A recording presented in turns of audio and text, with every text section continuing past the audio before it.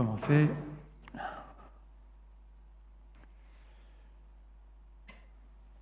Seigneur, c'est toi qui nous rassembles ce soir et nous croyons que tu as dans ta parole inspiré ta volonté et que nous pouvons la découvrir en ayant un regard ouvert, en étant dans la prière et sensible à ton esprit. C'est ce que nous te demandons ce soir, par ton esprit, de nous ouvrir le cœur, l'intelligence, que nous soyons obéissants, que nous soyons sensibles à ta voix, Seigneur, à tes plans, à ta volonté. Au nom de Jésus-Christ. Amen.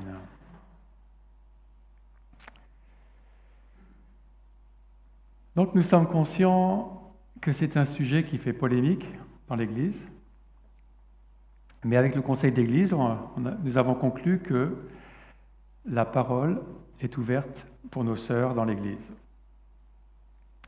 Donc laissez-moi le temps d'expliquer comment les Écritures elles-mêmes nous ont convaincus, et nous aurons un temps de questions à la fin.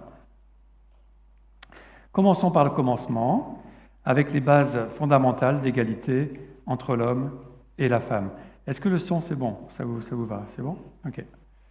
Vous me dites si c'est trop fort, pas assez. Donc, dans le premier chapitre de la Genèse, chapitre 1, verset 26, nous voyons que Dieu crée l'être humain à son image, homme et femme, sans aucune autre distinction entre eux, qu'ils sont mâles et femelles. Il n'est pas question d'autorité de l'un sur l'autre, ni de rôle particulier de l'un ou de l'autre. Tous les deux sont appelés à dominer sur la création, et selon les mots de Dieu, cela était très bon.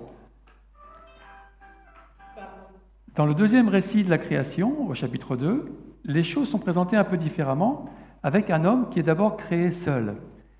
Et Dieu dit qu'il n'est pas bon que l'homme soit seul, qu'il a besoin d'aide, une aide qui lui soit semblable. Disons d'emblée que le mot « aide » n'inclut aucune idée d'infériorité ou de subordination. Ce mot est utilisé en plusieurs endroits pour qualifier Dieu, qui est l'aide, le secours apporté aux êtres humains qui sont en besoin. Par exemple, dans le psaume 70, verset 5. Nous voyons la femme qui est tirée du côté de l'homme, et ils marcheront désormais côte à côte. Hommes et femmes se complètent en couple pour accomplir la mission de remplir la terre et d'en prendre soin. Et c'est sur cette base égalitaire que le mariage est ensuite institué.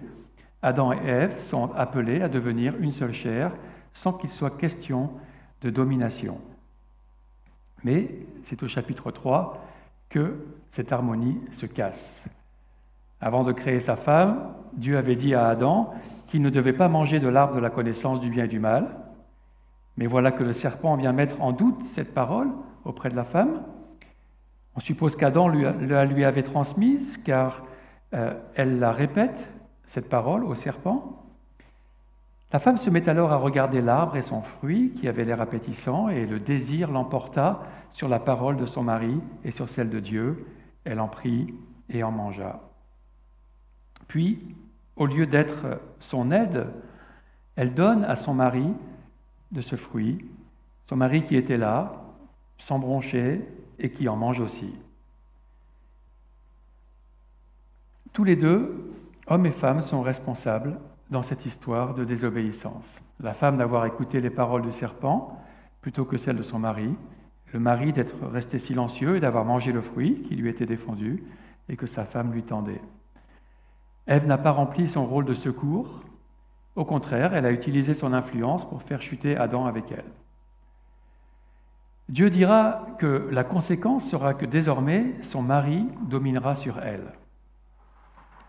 On peut cependant déjà voir une lueur d'espoir dans le verset précédent, le verset 15, que la femme pourra tout de même accomplir son rôle premier de secours à travers cette parole de Dieu, que sa descendance écrasera la tête du serpent.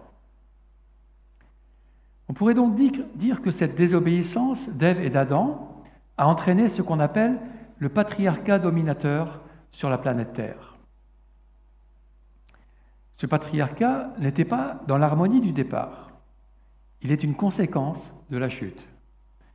Il faudra attendre que vienne cette descendance de la femme qui écrasera la tête du serpent, descendance que le Nouveau Testament reconnaît être Jésus-Christ, pour commencer à renverser les conséquences de la désharmonie entre les humains et Dieu et entre l'homme et la femme. Jésus-Christ est venu pour réconcilier. On voit ce verset de Colossiens 1,20, c'est par Christ que Dieu a voulu réconcilier avec lui-même l'univers tout entier, ce qui est sur la terre, ce qui est au ciel, en instaurant la paix par le sang que son Fils a versé sur la croix.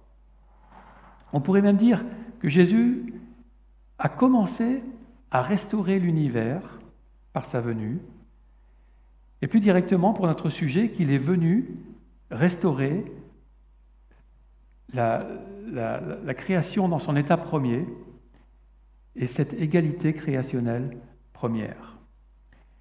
Car l'attitude de Christ envers les femmes était révolutionnaire.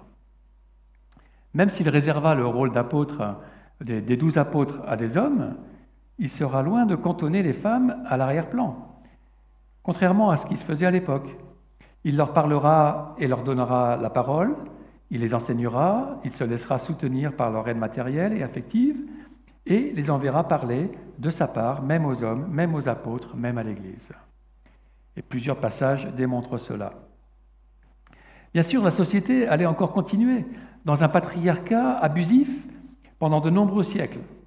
Mais la venue de Jésus a commencé à renverser la donne. Il a redonné aux femmes l'importance et la dignité qui leur avaient été amoindries.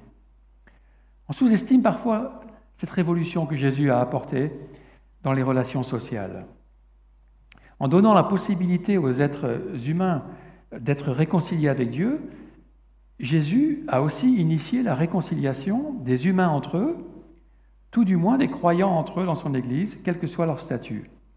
Et ainsi Paul dira cette autre parole révolutionnaire en Galates 3,26, « Vous êtes tous, hommes et femmes, fils de Dieu par la foi en Jésus-Christ.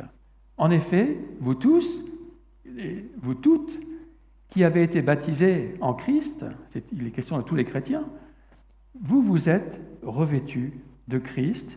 Il n'y a plus ni juif ni non-juif, il n'y a plus ni esclave ni libre, il n'y a plus ni homme ni femme, car vous êtes tous un en Jésus-Christ. » Dans la foi en Jésus et dans l'Église, les différenciations tombent pour ne former qu'un seul corps, son corps, uni dans l'amour et le service, et que ces différences humaines soient raciales, sociales ou sexuelles, chacun maintenant est revêtu de Christ avec cette nouvelle identité de fils de Dieu. Hommes et femmes, tout le monde, tous les croyants. On est revêtu de Christ.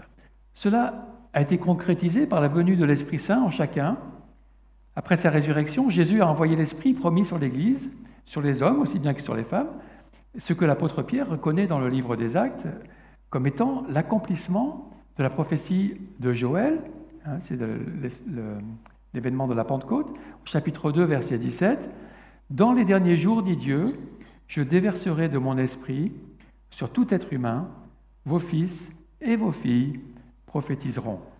Oui, sur mes serviteurs et sur mes servantes, dans ces jours-là, je déverserai de mon esprit et ils prophétiseront. » Remarquez bien que c'est dans le cadre d'une rencontre mixte de la première Église, en actes 1 et 2, qu'hommes et femmes prophétisent librement, tous ensemble.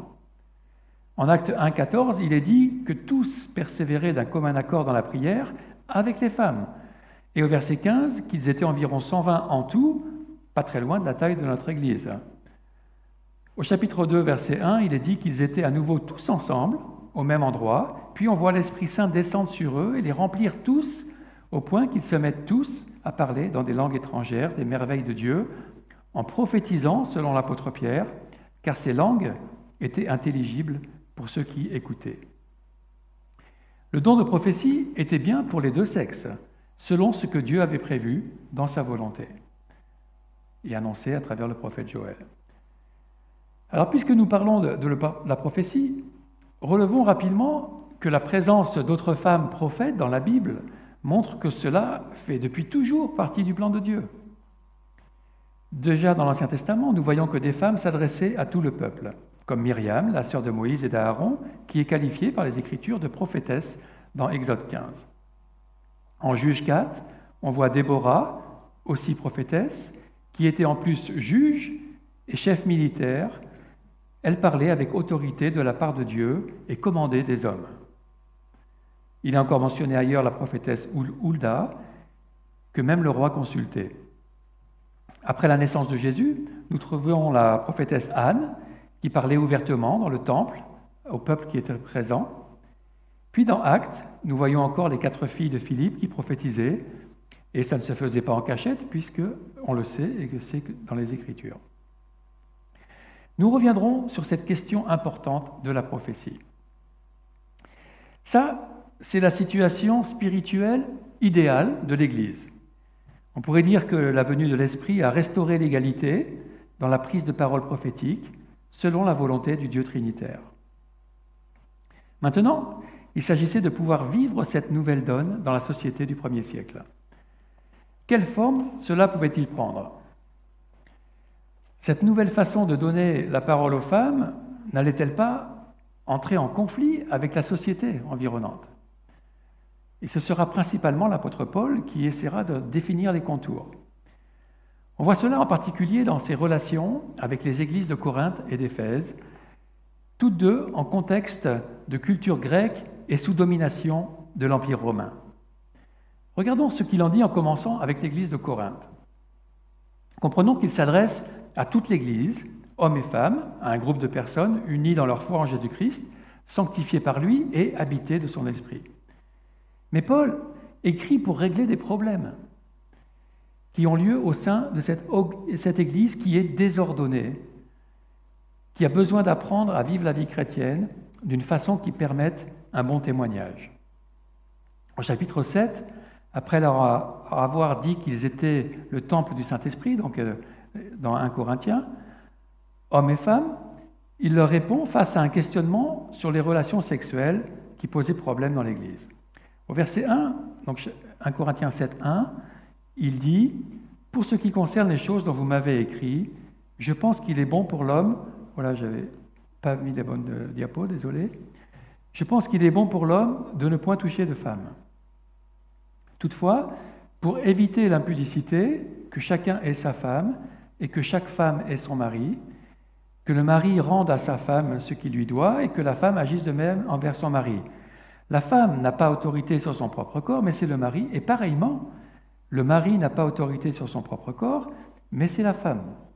Ne vous privez point de l'un de l'autre, si ce n'est d'un commun accord pour un temps, afin de vaquer à la prière, puis retourner ensemble, de peur que Satan ne vous tente par votre incontinence. » Alors avant de parler brièvement du contenu de ce passage, remarquons d'abord, car cela aura de l'importance pour la suite, que Paul utilise les mêmes mots pour femme et pour épouse. Quand Paul utilise ce mot, gouné, dans le grec, on ne sait pas toujours de qui il parle, si c'est de la femme en général ou d'une épouse. C'est le contexte qui nous le dit, mais cela n'est pas toujours évident à déterminer. En l'occurrence, il parle ici du mari et de l'épouse, même s'il utilise les mots homme et femme au verset 1. Ce que je veux maintenant relever dans ces versets, c'est la question d'autorité et de mutualité. Au verset 4, on voit que le mari a autorité sur le corps de son épouse et que l'épouse a autorité sur le corps de son mari. Nous voyons donc une égalité d'autorité à ce niveau, mais cela ne s'arrête pas qu'au corps, puisqu'au verset suivant, il leur dit de ne pas se priver l'un de l'autre, si ce n'est d'un commun accord. C'est ensemble qu'ils doivent décider, pas le mari seulement. Il y a autorité et accord mutuel, au moins au regard des relations sexuelles et de la prière. Alors gardez cet équilibre d'autorité à l'esprit, alors que nous avançons au premier passage difficile à comprendre pour nous chrétiens du XXIe siècle, dans cette même lettre de Paul. Au chapitre 11, verset 3, nous lisons, et je lis dans la Nouvelle Bible seconde, car la Louis II change de mot entre tête et chef, alors qu'il s'agit du même mot en grec. et la NBS garde le même mot tête à chaque fois. Ce mot tête qui peut être traduit aussi par source, on reviendra peut-être là-dessus. Donc le chapitre 11, verset 3 dit « La tête de tout homme, c'est le Christ, la tête de la femme, c'est l'homme, et la tête du Christ, c'est Dieu. Tout homme qui prie ou qui parle en prophète la tête couverte fait honte à sa tête, mais toute femme qui prie ou qui parle en prophétesse la tête non couverte d'un voile, c'est pas dans le texte, mais on ne va pas aborder ce sujet complexe aujourd'hui, la tête non couverte fait honte à sa tête. C'est comme si elle était rasée. » Alors, on ne va pas non plus aborder aujourd'hui ce qu'est le sens du mot tête, képhalé dans le grec, qui peut aussi être traduit par chef ou par source, car c'est une des difficultés supplémentaires de l'exégèse de ce texte, qui, avec celui du chapitre 14 et 1 Timothée 2, ces deux textes que nous allons voir ensuite, qui semblent limiter la parole des femmes, eh bien, tous ces textes ensemble sont parmi les passages les plus difficiles à interpréter dans le Nouveau Testament, que l'on soit pour l'égalité homme-femme dans leur rôle ou plutôt pour une complémentarité. De multiples interprétations ont été avancées pour ce mot képhalé, tête, mais notre sujet étant la parole des femmes dans l'Église, ce que nous voulons surtout retenir ici, c'est qu'au verset 5, on voit que les femmes priaient et prophétisaient dans l'Église. C'est important à relever. Paul donne ici un cadre pour le faire, mais il ne remet pas en question leur parole, qu'il met en parallèle à celle des hommes du verset 4. Les deux, hommes et femmes, prient ou parlent en prophète dans l'Église. Remarquez aussi que ce n'est pas clair si Paul parle ici des hommes et des femmes en général, ou s'il parle des époux et leurs épouses. Les mots peuvent décrire les deux possibilités. En déduire que tous les hommes en général sont les têtes de toutes les femmes en général ne semble pas approprié. Cette histoire de tête couverte, de voile, peut tout à fait être une limitation liée à ce qui était bienséant pour une femme mariée dans la société d'alors. On peut encore noter que dans ces trois passages difficiles, Paul se réfère au couple originel de Genèse 2 et 3. Par exemple, au verset 8, ici, il est dit que, en effet, ce n'est pas l'homme qui a été tiré de la femme, mais la femme de l'homme. Ce n'est pas l'homme qui a été créé à cause de la femme, mais la femme à cause de l'homme. Certains pensent que puisqu'il s'agit du premier couple, alors cela concerne tous les hommes et toutes les femmes, mariés ou pas. Mais on pourrait aussi dire que le fait qu'il mentionne ces textes du premier couple renforce l'idée que ces passages ont plus trait aux relations dans le couple, à la dynamique de couple, qu'à la prise de parole féminine dans l'Église en général. Nous verrons cela au chapitre 14 et en 1 Timothée 2. Mais arrêtons-nous d'abord, avant d'arriver au chapitre 14, au chapitre 12, qui parle des dons de l'Esprit dans l'Église de Corinthe, pour réaliser que les dons ne sont pas donnés en fonction du sexe. Paul met l'emphase dans ces chapitres sur l'exercice des dons, non pas sur le sexe des personnes, mais sur l'ordre et la bienséance comme cadre de leur exercice. Au verset 27, il dit ainsi aux hommes et aux femmes dans l'Église, « Vous êtes le corps de Christ et vous êtes ses membres, chacun pour sa part. » Hommes et femmes, bien sûr. Dieu a établi dans l'Église premièrement des apôtres, deuxièmement des prophètes. Nous l'avons vu, hommes et femmes prophétisent par l'Esprit de Dieu. Troisièmement, des enseignants. Et puis s'il y a un ordre d'importance dans cette liste, il faut relever que la prophétie est placée avant l'enseignement. Ensuite viennent les miracles, puis les dons de guérison, les aptitudes à secourir, à diriger, à parler diverses langues. Et là aussi, il est évident qu'autant les hommes que les femmes parlaient en langue. Tous sont-ils apôtres? Tous sont-ils prophètes? Tous sont-ils enseignants? Tous font-ils des miracles? Tous ont-ils des dons de guérison? Tous parlent-ils en langue? Tous interprètent-ils? Aspirez aux dons les meilleurs. Et cela est adressé à toute l'Église, sans qu'il soit question de sexe lié à un don particulier. Et un des dons déclarés meilleurs, juste après, étant celui de la prophétie. Et je vais encore vous montrer la voie par excellence, et cette voie est celle de l'amour. Et nous arrivons au chapitre 14. Recherchez l'amour. Aspirez aussi aux dons spirituels, mais surtout à la prophétie. Et Paul s'adresse là à tous les croyants.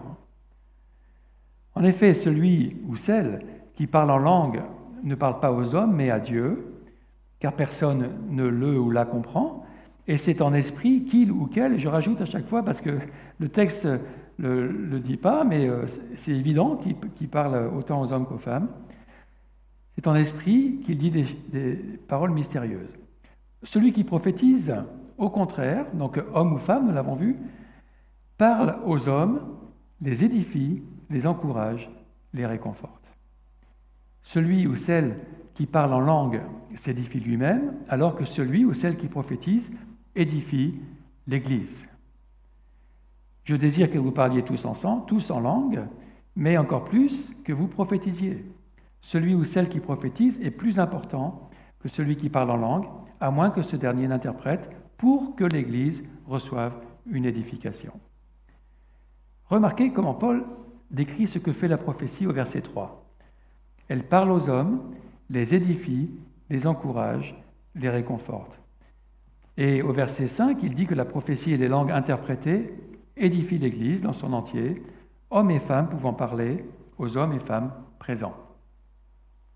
Clairement donc, à nouveau, les femmes peuvent parler dans l'Église en présence d'hommes et ainsi édifier, encourager et réconforter. Ces mots peuvent aussi être traduits par exhorter. Maintenant, quel est le but de nos prédications dans l'Église? N'est-ce pas ce but-là que de faire cela, édifier, encourager, réconforter? Alors que faire de ce passage où Paul dit, un peu plus loin, verset 34, que les femmes doivent se taire dans l'Église? Passage que ceux qui sont contre la parole des femmes dans l'Église rappellent tout le temps. Paul ne se contredit-il pas? Comme toujours, une des règles de base de l'interprétation est de tenir compte du contexte, pas de l'en extraire pour en faire une règle. Quel est le contexte de cette parole de Paul? C'est l'exercice des dons de la parole en gardant le bon ordre dans l'Église pour l'édification de tous. Lisons donc ce fameux passage dans son contexte. Donc 1 Corinthiens 14, 26. Que faire donc, frères et sœurs? Lorsque vous vous réunissez, chacun de vous peut apporter un cantique, un enseignement, une révélation, une langue ou une interprétation. Remarquez le mot enseignement, pour chacun de vous, frères et sœurs. Une révélation, une langue ou une interprétation. Que tout se fasse pour l'édification, toujours, il revient toujours là-dessus. Chacun peut donc apporter une parole, et rappelez-vous que nous avons vu que l'édification de l'Église est bien le rôle des hommes et des femmes qui prophétisent et qui interprètent les langues. Verset 27. Y en a-t-il qui parlent en langue, que 2 ou 3 au plus parlent, chacun à son tour, et que quelqu'un interprète? S'il n'y a pas d'interprète, qu'on se taise dans l'Église. C'est adressé aux hommes et aux femmes. Et qu'on parle à soi-même et à Dieu. Quant aux prophètes, que 2 ou 3 parlent, hommes et femmes, et que les autres évaluent leur message. Et si un autre membre de l'assistance a une révélation, que le premier se taise. En effet, vous pouvez tous prophétiser, hommes ou femmes, l'un après l'autre, afin que tous soient instruits et que tous soient encouragés. Encore une fois. L'esprit des prophètes est soumis aux prophètes, car Dieu n'est pas un Dieu de désordre, mais de paix. Et maintenant, ce fameux passage, qu'il ne faut surtout pas déconnecter de cette notion de désordre, qui encadre tout ce passage, pardon.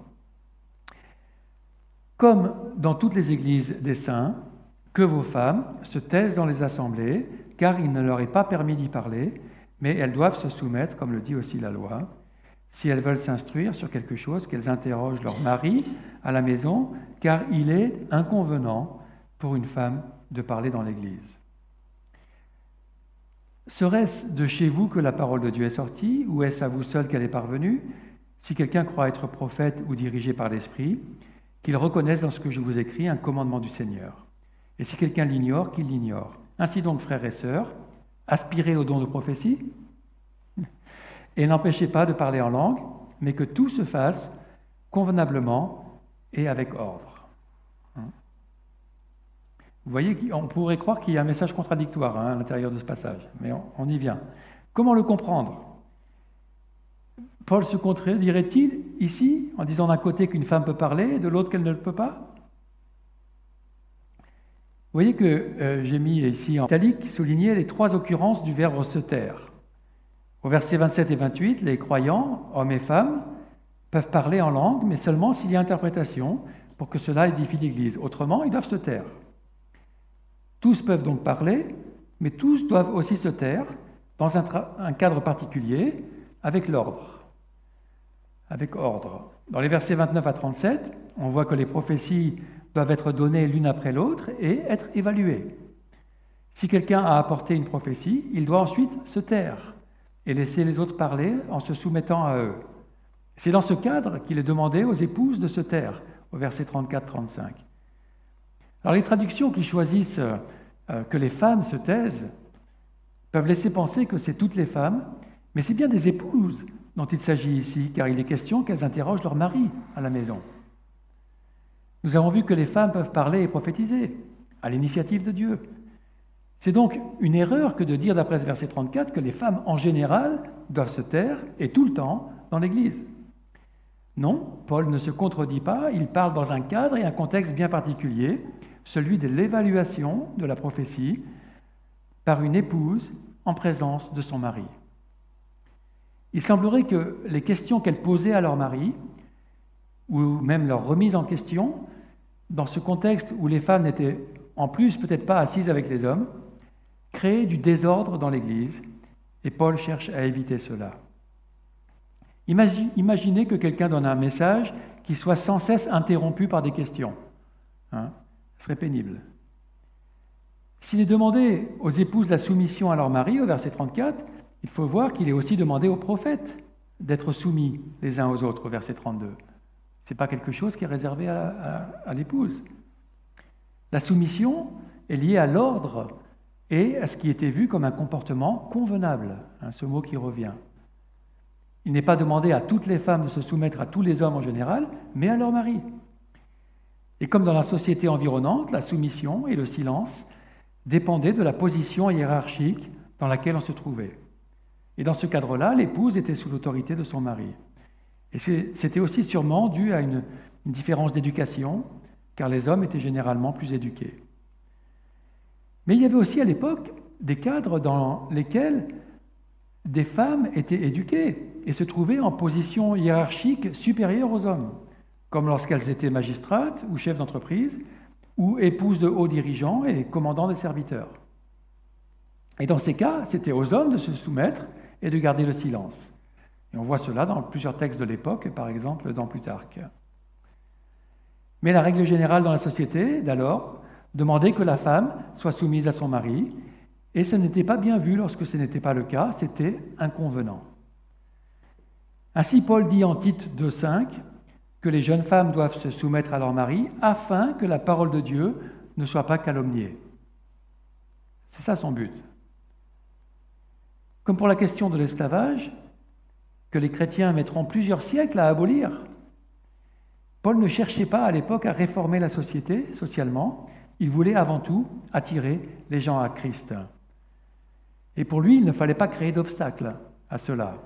En apportant du désordre et du discrédit sur l'Église ou sur la parole de Dieu, il fallait rester dans ce qui convient. Voilà le contexte du verset 34.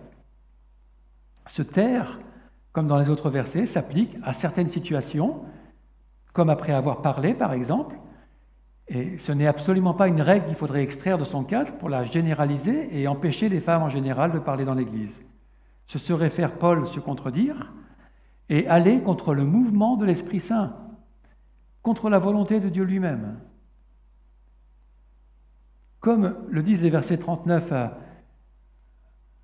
à 40, ainsi donc, frères et sœurs, aspirez au don de la prophétie et n'empêchez pas de parler en langue, mais que tout se fasse convenablement et avec ordre, et le but, selon le verset 31, que tous soient instruits et que tous soient encouragés. Alors ces mots instruits, et ce mot instruit est un mot qui est en rapport avec l'enseignement. On le retrouve par exemple dans la bouche de Jésus lui-même, en Jean 6, 45. Il est écrit dans les prophètes, ils seront tous instruits de Dieu, Quiconque a entendu le Père a reçu son enseignement, et reçu son enseignement vient à moi. Les mots instruction et enseignement sont mis en parallèle, et d'ailleurs certaines versions les inversent. Cet enseignement qui vient de Dieu le Père est aussi cette instruction qu'il transmet à travers les prophètes, hommes et femmes. Nous voyons donc que la prophétie est une instruction, un enseignement pour l'encouragement. Et c'est important de comprendre cela avant de passer au dernier passage qui semble limiter cet aspect de la prophétie pour les femmes. Et ce dernier passage est en 1 Timothée 2,8. « Je veux donc que les hommes prient en tout lieu en élevant des mains pures, sans colère ni arrière-pensée. De même, je veux aussi que les femmes, habillées d'une manière décente, se parent avec pudeur et simplicité, non avec des tresses, de l'or, des perles ou des toilettes somptueuses, mais plutôt avec des œuvres bonnes, comme cela convient à des femmes qui affirment honorer Dieu. Que la femme s'instruise paisiblement ou tranquillement. Certaines versions disent que la femme s'instruise en silence. Mais au verset 2 de ce même chapitre, on voit qu'il n'est pas particulièrement question de silence, mais d'attitude qui ne cause pas de trouble. Et nous lisons ainsi au verset 1, j'encourage donc 1 Timothée 2,1, j'encourage donc avant tout à faire des demandes, des prières, des supplications, des prières de reconnaissance pour tous les hommes, pour les rois et pour tous ceux qui exercent l'autorité, afin que nous puissions mener une vie paisible et tranquille. C'est ce mot-là. C'est ici l'adjectif du même nom. L'idée n'est pas que nous restions tous silencieux tout le temps. Il n'est pas dit que nous puissions mener une vie paisible et silencieuse. C'est pas ça, c'est le mot tranquille, en toute piété et en tout respect. Donc, notre passage dit donc paisiblement dans une entière soumission. Et je précise ici que sur les 8 fois où il est question de soumission d'une femme dans le Nouveau Testament, c'est toujours en relation au couple. 6 fois, c'est très clair qu'il s'agit de la soumission de l'épouse à son mari, et les 2 autres fois, dans ce passage et dans celui que nous avons vu dans 1 Corinthiens 14, passages qui sont moins clairs, Paul y rattache tout de même avec l'illustration du premier couple. Même si le premier couple représente toute l'humanité, vu que chaque fois qu'il est question de soumission pour la femme, c'est dans le cadre du couple, il est tout à fait raisonnable de supposer qu'il s'agit aussi, dans ces 2 textes problématiques, non pas de la soumission de la femme aux hommes en général, mais plus particulièrement de l'épouse à son mari. Au verset 12, « Je ne lui permets pas d'enseigner et de dominer sur l'homme ». Encore une fois, les mots utilisés au verset 11 et 12 pour hommes et femmes peuvent parfaitement être traduits époux et épouse, et ce qui semble d'ailleurs être le contexte. Il faut aussi noter que le mot enseigner n'est pas tout seul. Il est accompagné du mot et de dominer, qui peut être traduit aussi permet pas d'enseigner avec autorité sur l'homme. Et c'est un mot qu'on ne trouve qu'ici dans la Bible et qui caractérise dans ce contexte correctif une domination négative, abusive, qu'on s'accapare, contrairement aux mots que Paul utilise habituellement pour l'autorité positive et légitime d'une autorité déléguée. Et pour affiner son sens en français, la phrase peut donc valablement être traduite « Je ne permets pas à l'épouse d'enseigner en prenant l'ascendant sur son mari. Mais je lui demande de garder une attitude paisible. » Et ici encore, certaines versions disent « en silence », mais nous avons vu que c'était plutôt une recherche de tranquillité et d'ordre. Et donc, au verset 13, il dit « En effet, Adam a été formé le premier, Ève ensuite, et Adam n'a pas été trompé, alors que la femme trompée s'est rendue coupable d'une transgression. » Nous l'avions vu au début, la femme, Ève, l'épouse d'Adam, a transgressé la parole que Dieu lui avait dite à son mari et que son mari lui avait sûrement répétée. Elle ne s'est pas soumise et cela lui est reproché. Au passage, en se soumettant à Ève, Adam ne s'est pas non plus soumis à Dieu. Selon Genèse 3,17, il a préféré écouter sa femme. L'interdiction qu'elle a de l'enseigner en le dominant est certainement en relation avec cet événement. Et au verset 15, cependant, elle sera sauvée à travers sa descendance, encore une fois, le rappel de ce texte-là, si elle persévère avec simplicité dans la foi, l'amour et la progression dans la sainteté. L'original grec parle de la descendance, elle sera sauvée à travers la descendance, et nous avons déjà évoqué que cette descendance, au travers de laquelle elle sera sauvée, est probablement la descendance de Marie, Jésus-Christ. Alors je ne sais pas si vous avez tout compris dans ces passages, mais je rappelle que ce passage en particulier, et avec 1 Corinthiens aussi, sont parmi les plus difficiles du Nouveau Testament à interpréter. Alors, on remarque d'abord dans ce passage de 1 Timothée 2 qu'il y a plusieurs parallèles avec le passage de 1 Pierre 3, qui parle des relations du mari avec son épouse, et où il y a aussi question de la façon convenable de s'habiller, et de soumission, et de gagner son mari sans parole. Et c'est donc dans ce cadre que peut être comprise la question de l'enseignement en versets 11 et 12, où il est question de soumission et où il est dit « Je ne lui permets pas d'enseigner et de dominer sur l'homme ». Même si certains pensent que ces recommandations s'appliquent à toutes les femmes, avec d'autres, je crois que ce que Paul ne permet pas, c'est surtout qu'une épouse prenne l'ascendant sur son mari en cherchant à l'enseigner d'une façon dominatrice. Il n'est vraisemblablement pas question qu'une femme ne doive jamais enseigner des hommes en général.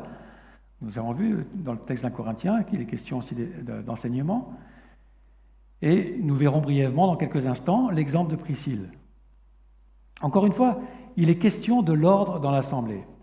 Et le contexte plus large va dans ce sens. Rajoutons qu'il est très probable que Timothée était à l'église d'Éphèse lorsque Paul lui a écrit ces mots.